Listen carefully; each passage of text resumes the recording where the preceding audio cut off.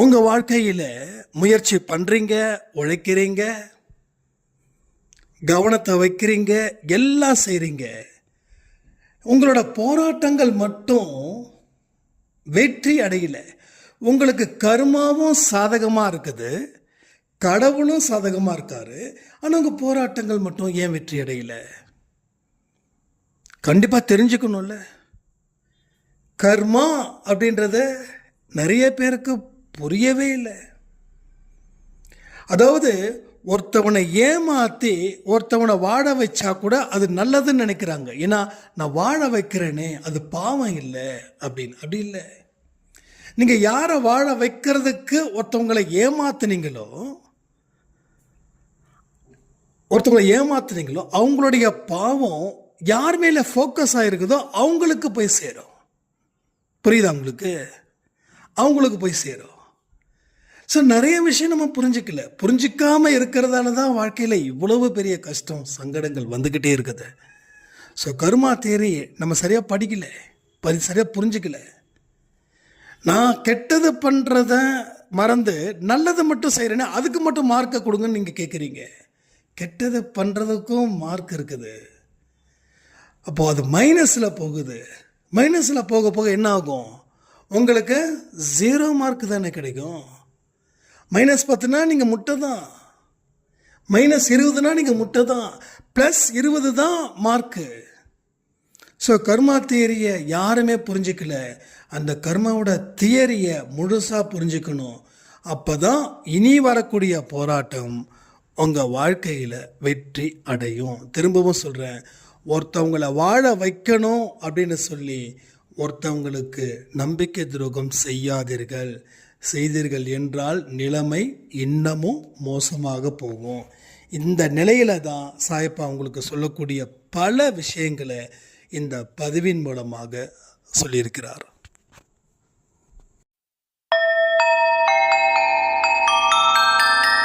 ஓம் சாயிரா சாயிரா, ஓம் சாயிரா சாயிரா, ஓம் சாயிரா சாயிரா, அன்பே சாயிரா, பேரன்பே சாயிரா, அகிலம் தளிக்க ஆத்மா விழிக்க அனுதினம் சாயிரா, எங்கள் அன்பே சாயிரா.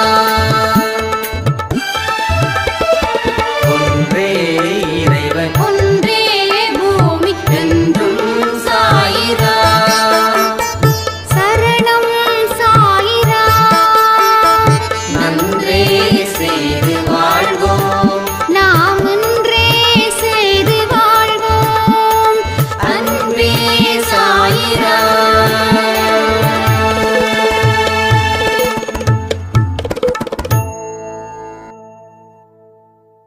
சாயிரா. என் உயிரானவர்களே,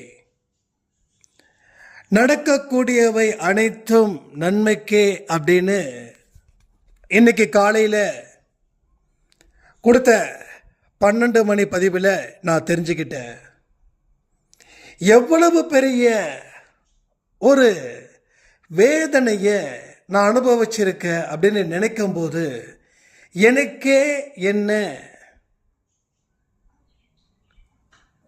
அடிச்சுக்கலாம் போல இருக்கு. கடவுள் கொடுக்கிற தண்டனையை ஏத்துக்கிட்டு செயல்படுன்னு சொல்லி எனக்குள்ள ஒரு சத்தம் கேட்டுச்சு. அதன் மூலமா என்னுடைய கண்களில் இருந்து கண்ணீர் அருவி மாறி கொட்டுச்சு. கடவுள் தண்டிக்கிறதே உன்னை காப்பாத்ததா? ஆனா கடவுள் தண்டிக்கிறாருன்னு நினைச்சு இத்தனை வருஷத்தை நான் வீண் பண்ணிட்டேன். இனி ஒரு நொடி கூட நான் வீண் பண்ண மாட்டேன் அப்படின்னு சொல்லி ஒரு சாய்ராமுடைய ஒரு ஆடியோ கிளிப் வாட்ஸ்அப்பில் அனுப்பியிருந்தாங்க. உண்மையிலேயே சொல்கிறேன், இந்த மாதிரியான மனநிலை தான் இன்னைக்கு காலையில் கொடுத்த பதிவில் உங்களுக்கு வந்திருக்கணும். வந்திருந்துச்சுன்னா உண்மையிலே சொல்கிறேன், நீங்கள் ஜெயிச்சிட்டீங்க, அவ்வளோதான். நான் இப்போ எழுதி கூட கொடுத்துருவேன். நீங்கள் எல்லா சோதனையில் இருந்தும் நீங்கள் ஜெயிச்சிட்டீங்க. எல்லா சோதனையில் இருந்தும் ஸோ வாழ்க்கை அப்படின்னா போராட்டம்தான், போராடி தான் வாழ்ந்துட்டு இருக்கோம். ஆனால் போராட்டத்தை நேர்த்தியாக போராடினா வெற்றி அடையலாம், வெற்றி அடைஞ்சே தீரலாம். யார் சொன்னா போராடுனா வெற்றி கிடைக்காதுன்னு? யாராவது சொல்ல முடியுமா? நான் போராடினேன் வெற்றி கிடைக்கலன்னு சொல்ல முடியுமா? அப்போது போராட்டம் தப்பாக இருக்குது.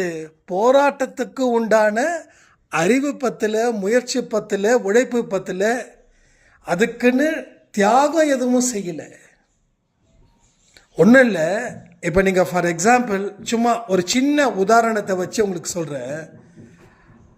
நீங்கள் ஒரு 90 கிலோ இருக்கீங்கன்னு வச்சுக்கோங்க.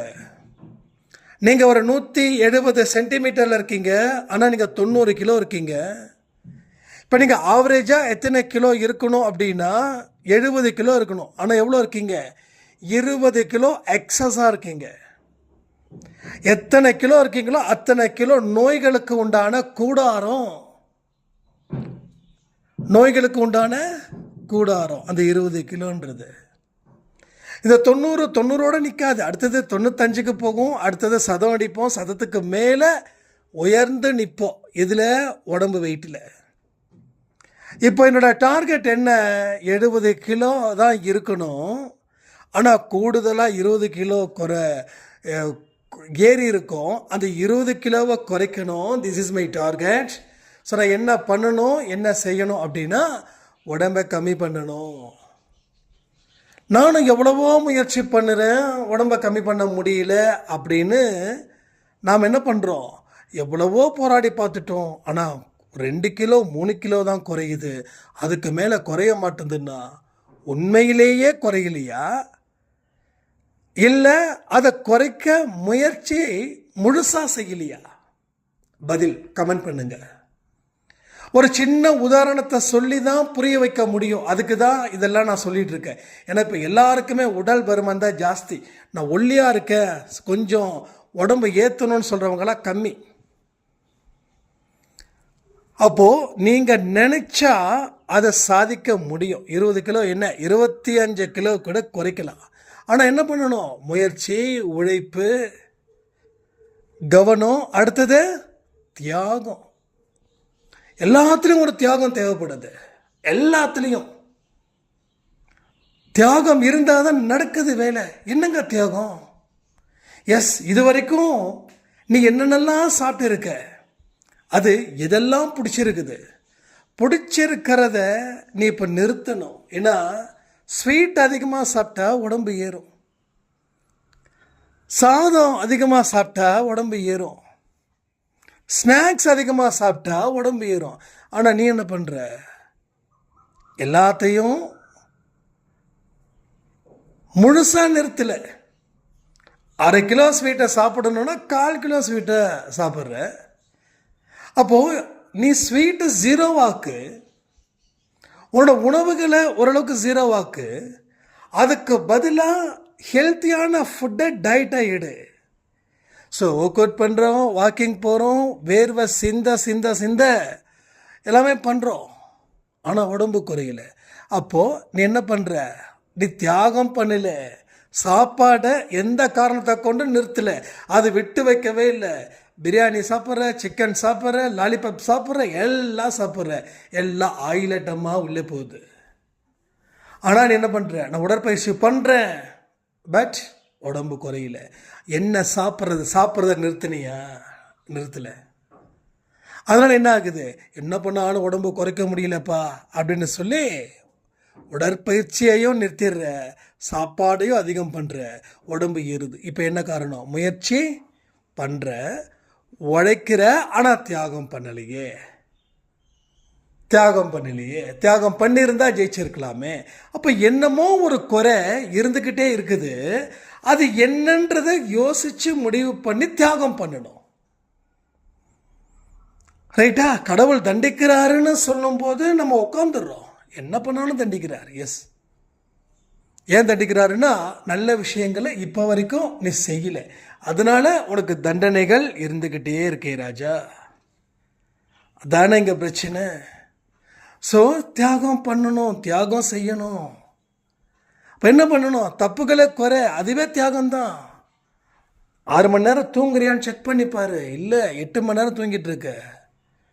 எந்த நேரத்தில் படுக்கணும், எந்த நேரத்தில் எழுந்திருக்கணும், தியாகம் பண்ணு. 10 மணிக்கு படுத்து காலைல 4 மணிக்கு எழுந்துரு. சாப்பாடு 8 மணிக்கு சாப்பிடு.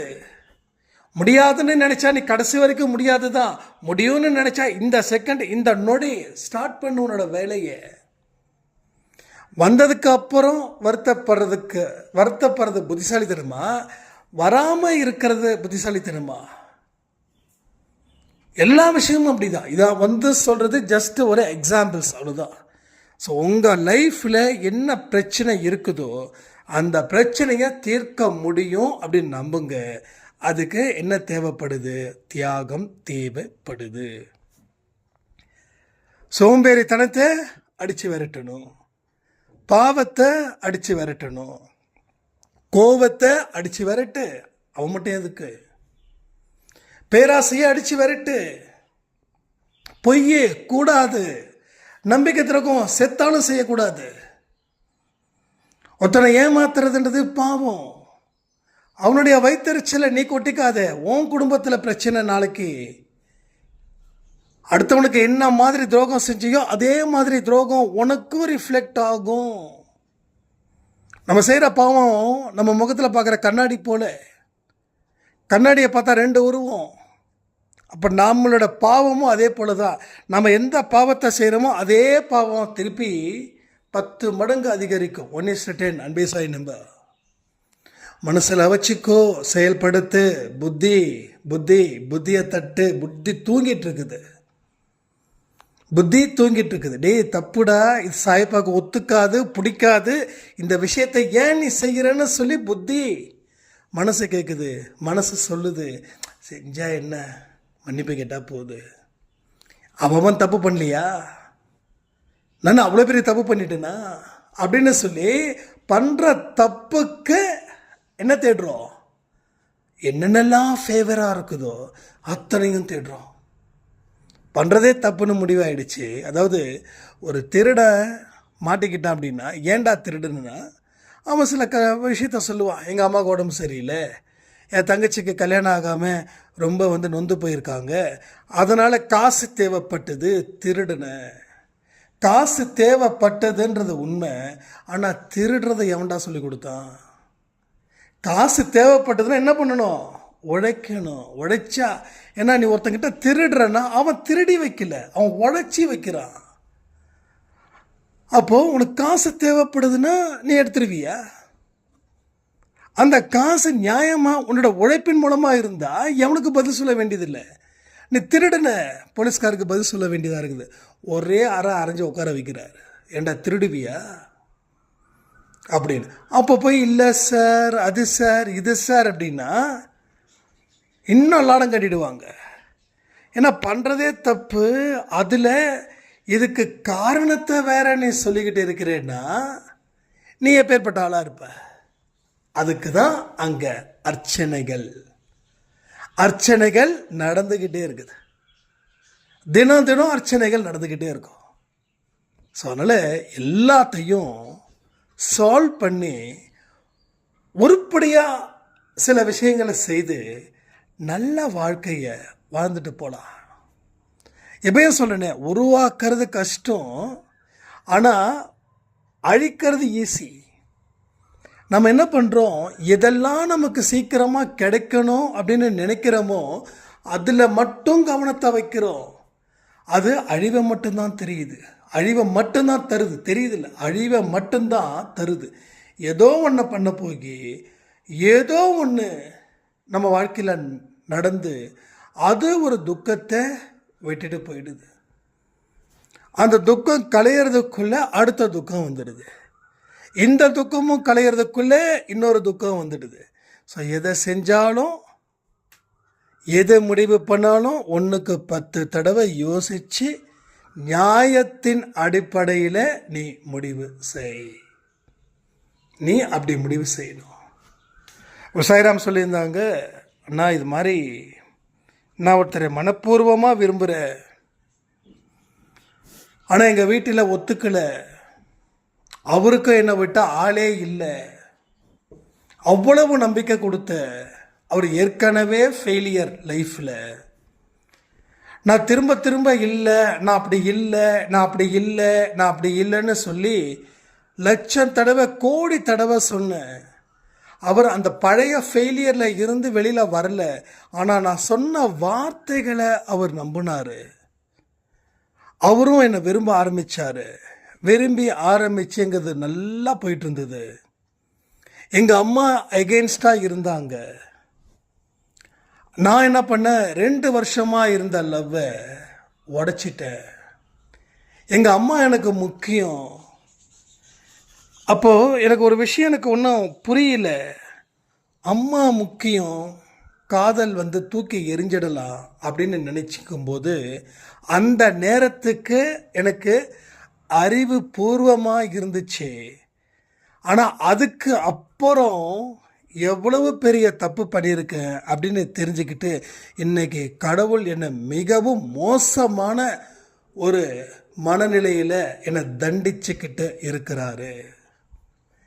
இப்போ என்னுடைய அம்மாவுக்காக நான் தியாகம் பண்ணிட்டேன், கடவுள் என்னை மன்னிச்சிட்டாருன்னு நினச்சா கடவுள் என்னை மன்னிக்கலை.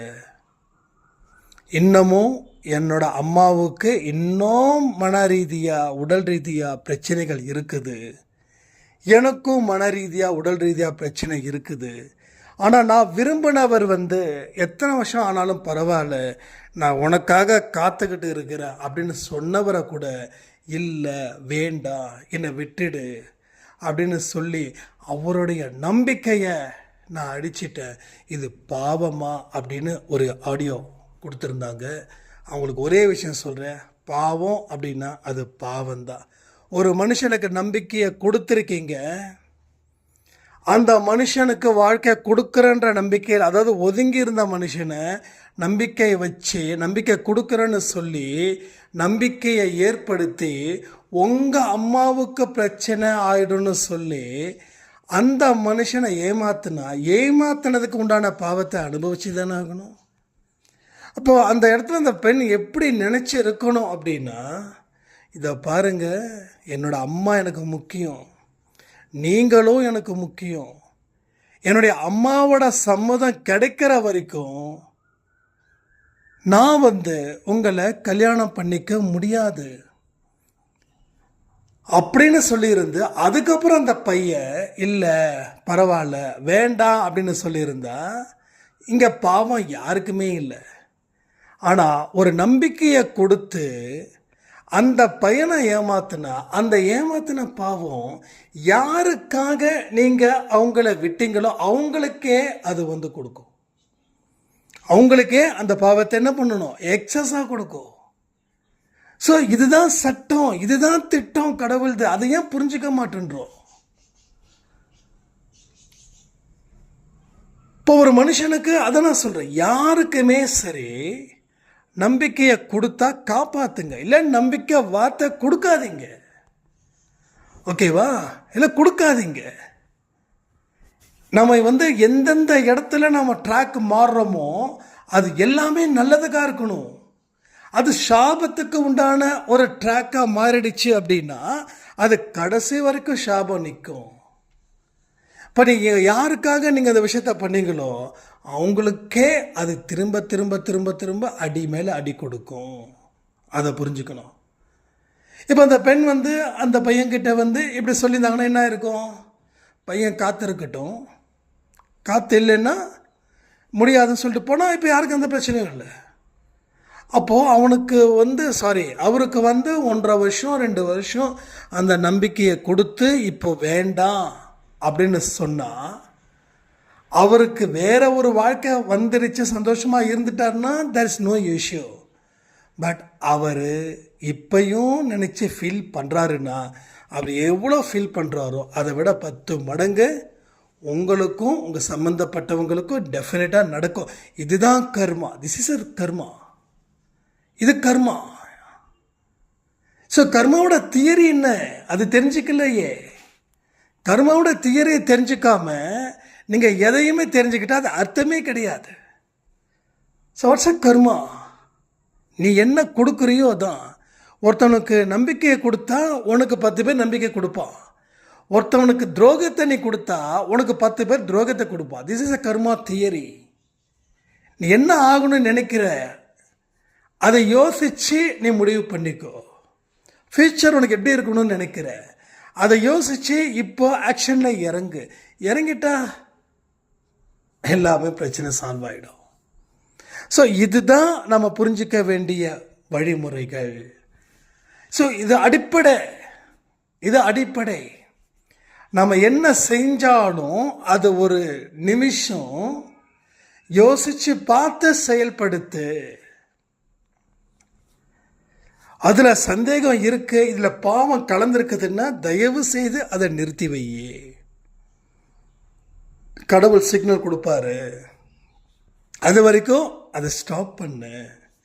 நீயா நினச்சிக்காத கடவுள் நமக்கு ஓகே தான் பண்ணியிருக்காரு, ஓகேன்னு சொல்லாத.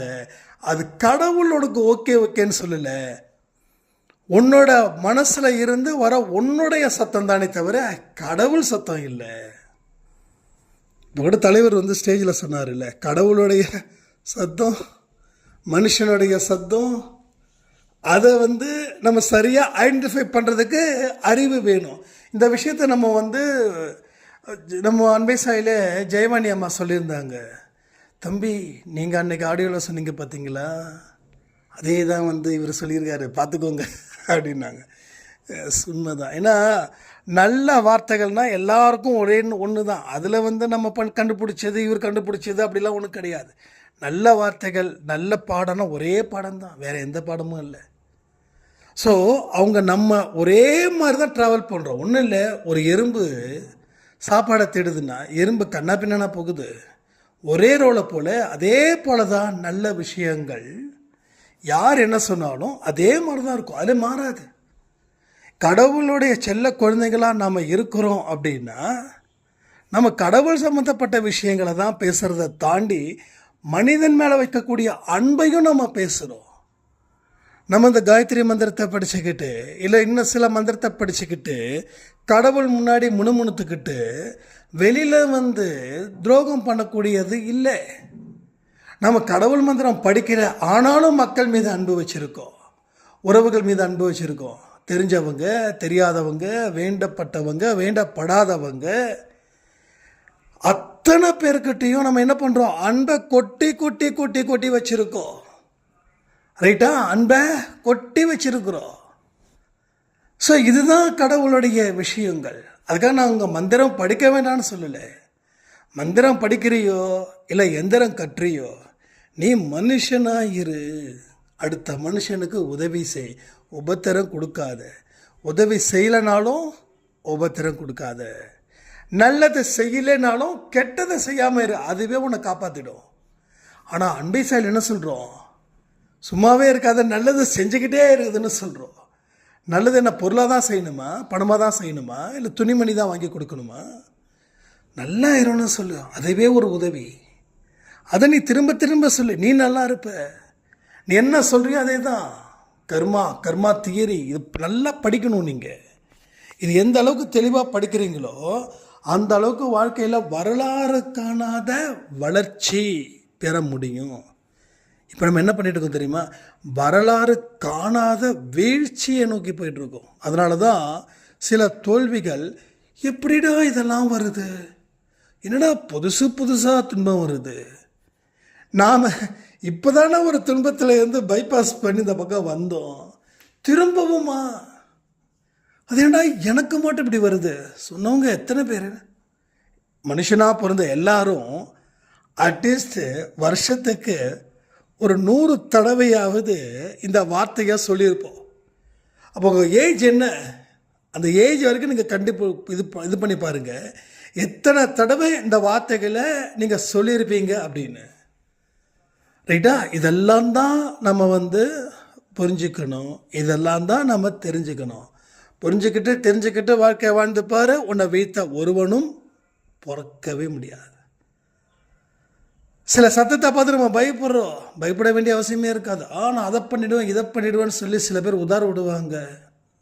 சில பேர் பக்கத்துலேயே ஆயுதத்தை வச்சு கூட மிரட்டுவாங்க. எந்த இடத்துலையும் நம்ம கண்ணு கூட சிமெண்டாத அளவில் நமக்கு தைரியம் கிடைக்கும். எப்பன்னா உன் வாழ்க்கையை நீ முழுமையாக வாழ்ந்து பார்க்கணும். என் வாழ்க்கையை நான் முழுமையாக வாழணும். இப்போ நான் என் வாழ்க்கையை முழுமையாக வாடுறேன்னா அப்படின்றத பார்த்தா நிறைய பேரோட வாழ்க்கை இப்படி வாடலை, முழுமையாக வாடலை. சந்தோஷம் ஒரு பக்கத்தை மனசில் வச்சுக்கிட்டு வேறு பக்கம் வாழ்ந்துக்கிட்டு இருக்கோம். நம்ம மனசில் இருக்கக்கூடிய எண்ணங்கள் எப்படி இருக்குது, வாழ்க்கை வேறு மாதிரி இருக்குது, எதிரும் புதிருமா இருக்குது. நிறைய பேரோட கணக்கு என்ன தெரியுமா, நினைச்சது போல் வாழ முடியல. ஸோ முற்றிலும் மாறுபட்டு இருக்குது. நினைச்சது ஒன்று, நடக்கிறது ஒன்று. 100% இப்படி நினைக்கிறோம். ஆனால் 100% நம்ம நினைக்காத ஒரு வாழ்க்கையை வாழ்ந்துக்கிட்டு இருக்கோம். நினைக்காத ஒரு வாழ்க்கையை வாழ்ந்துட்டு இருக்கோம். அப்போ உன் வாழ்க்கை முழுமையே அடையலை. உன்னோட வாழ்க்கையில் 50% கூட உனக்கு பிடிச்ச மாதிரி வாழலை. எத்தனை பேர் இப்போ வாழ்ந்துட்டு இருக்கீங்க இந்த மாதிரி அன்பே சாயில்? அன்பே சாயில் 50% நான் என்னுடைய வாழ்க்கையை சந்தோஷமாக வாழ்ந்துட்டு இருக்கேன்னு சொன்னவங்க கமெண்ட் பண்ணுங்க. அதாவது இப்போ இந்த 1 வருஷம் 2 வருஷம் இதுவும் நான் கேட்கல, பல வருஷங்களாக நீங்கள் எப்படி வாழ்ந்தீங்க, உங்கள் நினைவு தெரிஞ்ச நாளில் இருந்து எப்படி வாழ்ந்தீங்க? ஸோ பார்த்தீங்கன்னா யாருமே முழுமையான வாழ்க்கையை வாழவே இல்லை. 50% உங்களுக்கு பிடிச்ச வாழ்க்கையை நீங்கள் வாழ்ந்திருந்தாவே இன்னைக்கு உங்களுக்கு எந்த விதமான மோசமான விஷயங்களும் உங்கள் வாழ்க்கையில் நடந்திருக்காது. அப்போ உங்கள் வாழ்க்கையில் மோசமான விஷயங்கள், கஷ்டமான விஷயங்கள் தொடர்ந்து நடக்குதுன்னா நீங்கள் 10% கூட உங்களுக்கு பிடிச்சமான வாழ்க்கையை வாழலை. இதுதான் உண்மை. நான் சொன்னதை எல்லாம் ஏற்றுக்கணும் அப்படின்னு நான் சொல்லவே மாட்டேன். சொன்னதுக்குள்ளே இருக்கக்கூடிய அர்த்தத்தை பாருங்கள், புரிஞ்சுக்கோங்க. நாம் கரெக்டாக தான் சொல்லி, அவர் சொன்னது கரெக்டாக நம்ம அப்படி தான் இருக்கோமா? பொதுவாக லேட்டாக கூட கமெண்ட் பண்ணுங்கள். நான் எப்படியா இருந்தாலும் ஒரு ஆடியோவை முடிக்கும் போது அடுத்த ஆடியோ, நேற்று நைட்டு கொடுக்கக்கூடிய ஆடியோவை கமெண்ட்டை இன்றைக்கி நைட்டுக்குள்ளே நான் முடிச்சிடுவேன். அதுக்கப்புறம் வரக்கூடிய கமெண்ட் நான் படிக்கிறது இல்லை. 24 ஹவர்ஸ்க்குள்ளே நான் கமெண்ட்ஸ் படிச்சிடுவேன். பொறுமையாக பண்ணுங்கள், ஒன்றும் பிரச்சனையே இல்லை. நான் ஒரே ஒரு விஷயந்தான், என்ன சந்தேகமாக இருந்தாலும் நீங்கள் கமெண்ட்டில் இன்ஃபார்ம் பண்ணுங்கள். ஏன்னா கமெண்ட்டை நான் எல்லா கமெண்ட்டையும் படிச்சிடுறேன் நான். நீங்கள் வாட்ஸ்அப்பில் பண்ணால் கூட வாட்ஸ்அப்பில் ஏகப்பட்ட மெசேஜஸ் வருது. ஸோ என்னோட மொபைலில் ஸ்பேஸ் பத்த மாட்டேங்குது. 24 ஹவர்ஸில் அது நீங்கள் அனுப்பின மெசேஜ் மாயாஜாலமாக டிஸப்பேரிங்கில் போட்டு விட்றதால எல்லாம் காலியாக போயிடுது. அதனால் கமெண்ட் பண்ணுங்கள். கமெண்ட் பண்ணால் அந்த மாயாஜால வேலைங்க இல்லை. ஸோ எப்படியா இருந்தாலும் அடுத்த 24 ஹவர்ஸில் நான் அதை பார்த்துடுறேன். உங்களோட கிளாரிஃபிகேஷன்ஸ் எதுவாக இருந்தாலும் சரி, என்னால் முடிஞ்ச அளவுக்கு நான் தீர்த்து வைக்க முயற்சி பண்ணிட்டு தான் இருக்கேன் நான். ஏன்னா இந்த அன்பே சாய் குடும்பம் செம்மையாக சூப்பராக சந்தோஷமாக வாழணுன்ற ஒரு ஆசை எனக்கு எக்கச்சக்கமாக இருக்கிறதால உங்களுடைய எல்லா கேள்விகளுக்கும் பதில்களை கொடுத்து நாம் ரெடியாக ஆகணும். இந்த வாழ்க்கையை சூப்பராக கொண்டு சேர்க்கணும் அப்படின்றது தான். கடவுள் கொடுத்த வேலையை நான் சரியாக செய்யணும் அப்படின்னா உங்களுடைய சந்தேகங்கள் எதுவாக இருந்தாலும் அதை தீர்க்கணும். இதுதான் எனக்கு கொடுத்துருக்கக்கூடிய டியூட்டி. அப்போ உங்களுக்கும் இதே போல தான் டியூட்டி கொடுப்பாரு. நிறைய கஷ்டத்தை கொடுப்பாரு, நிறைய அனுபவத்தை கொடுப்பாரு, அதுக்கப்புறம் நிறைய வெற்றிகளை கொடுப்பாரு, வெற்றிகளை அள்ளி அள்ளி கொடுப்பாரு. அப்போ உங்கள் அனுபவம் அங்கே பேசும், அது ஒரு புதிய தாக்கத்தை பிறருக்கு ஏற்படுத்தும். இதுதான் அன்பே சாய் சாய்பாவுடைய கொள்கையாக இருக்குது. ரைட்டா? அதனால் எல்லாத்தையும் யோசிச்சு பாருங்கள். பொறுமையாக நிதானமாக சொல்லக்கூடியதை கவனத்தோடு கேளுங்க. வாழ்க்கையில் ஒரு உயர்ந்த இடத்துக்கு சாயப்பா உங்களை அழைச்சிட்டு போவது அப்படின்றது நிச்சயம் சொல்லி இந்த பதிவை நான் முடிக்கிறேன். ஜெய் சாய்ராம். ஓம் சாயிராம்.